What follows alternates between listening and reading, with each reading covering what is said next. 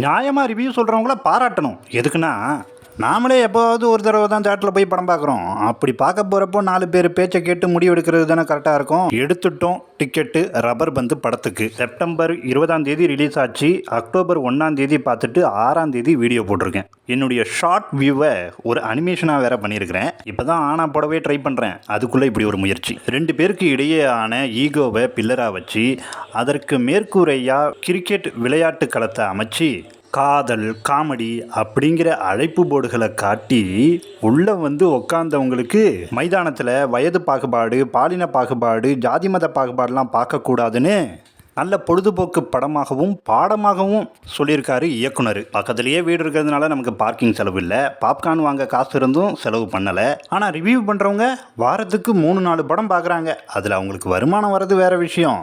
ஆனால் அதுக்காக அவங்க படுற கஷ்டம்னு ஒன்று இருக்குல்ல. நீங்கள் வருஷத்துக்கு எத்தனை படம் தேட்டரில்